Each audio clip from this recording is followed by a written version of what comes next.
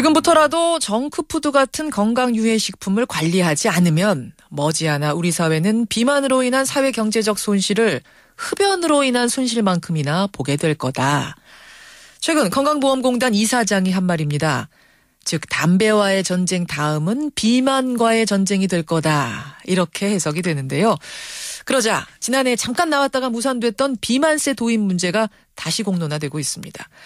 이 비만세라는 거는 그러니까 정크푸드 같은 비만을 유발하는 식품에다가 세금을 매겨서 소비를 좀 줄여보자는 거죠. 전문가 사이에서도 찬반이 엇갈리는 문제입니다. 오늘 이 문제 잠깐 생각하고 넘어가겠습니다. 먼저 비만세를 도입해야 한다는 분이세요. 인제대학교 서울백병원 가정의학과의 강재헌 교수부터 연결을 해보죠. 강 교수님 안녕하세요. 네, 안녕하십니까. 그러니까 쉽게 말해서 살찌는 음식, 햄버거라든지 치킨, 초콜릿 이런 데다가 세금을 붙인다는 거죠? 예, 그렇습니다. 비만세 왜 필요하다고 보십니까? 네, 사실 현대인의 비만 문제는 이제 우리 한국의 문제뿐만 아니라 전 세계적인 문제인데요. 최근에 우리가 즐겨 먹는 음식들 중에는 비만을 유발하는 그런 고열량 식품이나 성분이 많이 들어있기 때문이거든요.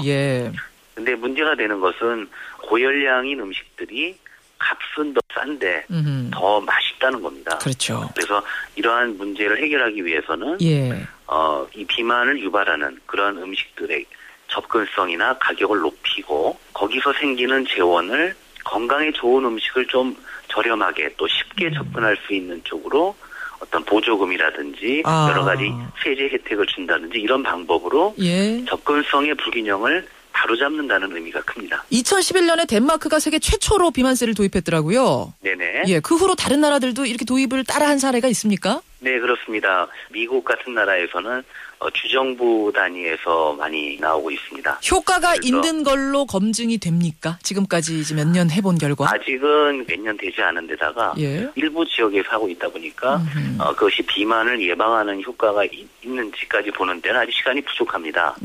하지만 실제적으로 열량이 높은 음식들의 그 소비가 주는 효과는 분명히 있어서 전면적으로 실시가 된다면 분명히 효과가 있을 것으로 봅니다. 알겠습니다. 그래서 비만세가 필요하다라는 주장이신데 그런데 이제 우려하는 분들 중에는 비만세 물리는 서양 국가들 보면은 비만율이 상당히 높아요. 예를 들어서 룩셈부르크 같은 곳은 전체 국민의 22%가 비만. 그런데 우리는 아직 2%대인데 굳이 음식에 세금까지 물려가면서 이걸 규제를 해야 되나 좀 과잉 대응 아니냐는 반론 어떻게 보십니까? 기준이 다릅니다. 서양하고 우리 한국이나 아시아 국가하고. 그래서 우리나라의 비만 기준, 그러니까 체질량 지수 25 기준으로는 현재 이미 거의 30% 전후거든요. 우리나라 국민의 30%가 비만입니까? 3분의 1? 예, 그렇습니다. 우리나라 보건복지부에서 발표하는 연간 비만 기준은 상당히 높은 편이고요. 생각보다 너무 높네요. 3명 중에 1명이 비만이다? 그렇죠. 그래서 또 하나는 인종적 특성상 비만이 질병으로 이어질 확률은 더 높고 그리고 지금도 증가 추세이기 때문에 사실 우리는 아직은 할 때가 아니다라는 것은 저는 맞는 논리가 아니라고 생각을 합니다. 어떻게 보면 좀 선제적으로 시작해보자. 더 심각해지기 전에 서구 기준 비만율은 낮지만 그런 말씀이세요? 그렇습니다. 그런데 이 정크푸드를 주로 이용하는 층이 저소득층입니다. 즉 값싸고 고열량인 음식을 주로 이용을 하는데 이 세금 부담이 고스란히 저소득층에게 간다는 점. 그러니까 예방을 하고 싶으면 세금 물리는 방법 말고 다른 방법을 생각해야지. 이 얘기가 나올 수밖에 없거든요. 저는 거꾸로 이겁니다.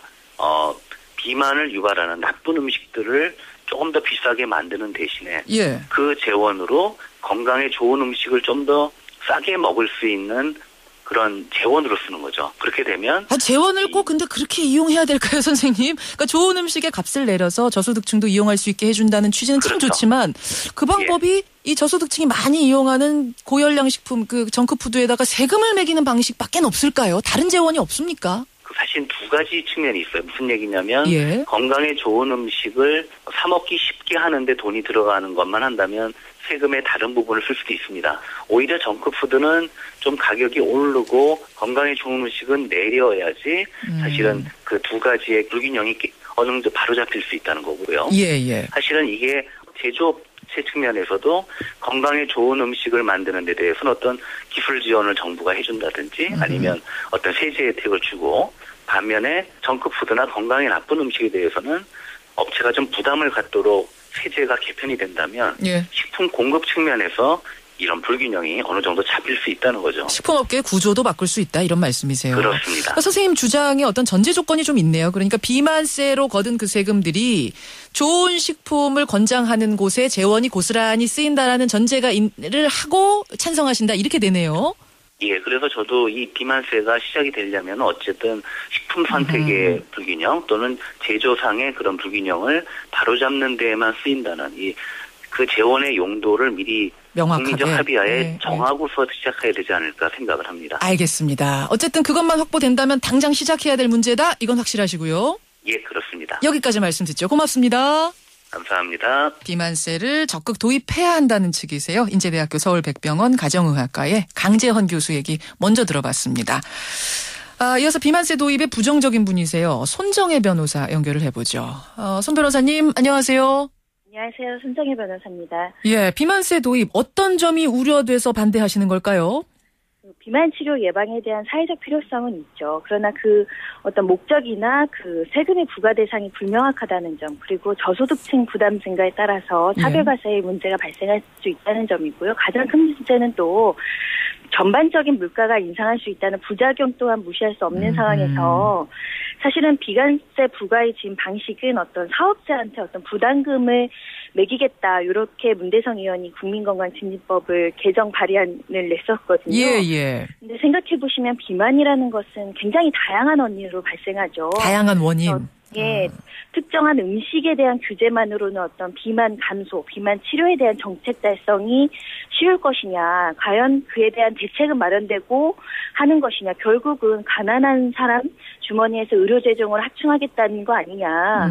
결국은 국가가 세금을 걷기 위해서 어떤 그 정크푸드나 패스트푸드의 의존율이 높은 저소득층에게만 부담을 가중시켜서 빈자 증세로 이어지는 것은 아니냐 이런 비판은 피하기가 어려울 겁니다. 빈자 증세. 그런데요. 앞서 저 말씀 들으셨겠지만 비만세를 걷어서 그걸 다른 데 쓰는 게 아니라 건강에 좋은 식품 값싸게 제공하는 방향으로 유도한다면 장기적으로는 저소득층에게도 득이 될 거다. 이런 논리인데요.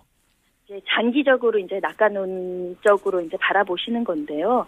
결국은 이런 그 저소득층이 정크푸드를 선택하지 않고 건강에 좋은 건강식품으로 대체하는 소비 효과가 일어나기 위해서는 그 건강식품 예를 들면 햄버거나 라면보다 내가 고기나 질 좋은 과일 야채를 선택할 수 있는 환경이 개선이 돼야 되는데 결국은 이거는 유통구조를 개선시키거나 건강식품에 대한 어떤 지원책이 확충이 돼야 되는데 이런 문제는 사실은 굉장히 장기적으로 바라보면서 진행을 해야 될 사업이기 때문에 단기적으로 효과가 나타날 수 있는 그런 효과를 기대하기 어렵다는 거죠. 장기도 너무 장기다. 예, 세금을 부과해서 전반적으로 물가나 그 식품의 어떤 그 인플레를 상승시켜 놓고 이런 효과는 따라오지 않는다고 한다면 결국 없는 사람은 또 다른 형태의 저가 푸드를 찾게 되고 일예로 세계 최초로 이제 덴마크에서 이런 비만세를 부과를 했었는데요. 결국은 물가는 전반적으로 상승하고 패스트푸드나 이런 것들이 소비가 감소하니까 일자리는 또 감소해가지고 무직자들은 늘어나고 그리고 문제는 식생활 습관이 변화되는 효과를 가져왔어야 되는데 그렇지 않고 오히려 인접국가에 슈퍼 가가지고 싼 가격의 어떤 식품을 원정 구매하는 이런 현상이 일어나서 1년 만에 폐지한 사례가 있습니다. 정크푸드를 다른 데서 가져와서라도 먹게 되는, 소비하게 되는 이런 상황이 돼버린다. 예, 결국은 그 정책을 하면서 그에 대한 대책으로 나온 뭐 저소득층의 지원이나 이런 것들이 따라오지 못했기 때문에 결국은 이런 부작용만 낳고 폐지한 결과가 발생을 했었는데요. 알겠습니다. 우리나라도 이에 대한 특별한 대책 없이는 손쉽게 도입을 하면 결국 물가 인상만 되는 부작용만 남을 수 있습니다. 예. 그럼 지금 비만세 걷자고 하는 게 혹시 좀 세금 어떻게 좀 늘려보려고 국가재정 어려우니까 이런 뭔가의 의도가 숨어 있다고 의심도 하시는 거예요? 의심이 아니라 사실은 팩트죠. 지금 국민 재정을 확보를 해야 되는데 어떤 방식으로 이걸 할 것이냐 계속 문제가 돼서 이것은 세금 확충하는 방법의 일환으로 이제 부과가 되는 건데 예를 들면 지금 나와 있는 안은 그 부담금 형태로 걷겠다는 겁니다. 특정 음식에 걷겠다는 것이 아니라 그 특정 음식 그런 저열량 식품 고열량의 그런 것들을 만드는 사업자한테 부과하겠다고 하는 건데 예를 들면 라면을 만드는 사업자한테 부과를 한다고 한다면 그 라면을 만드는 사업자는 결국은 자기가 만드는 다른 식품에도 가격을 같이 올려가지고 부담금을 담당을 하려고 하겠죠. 알겠습니다. 네. 전체적으로 물가가 오르는 효과 걱정이 된다는 말씀이세요.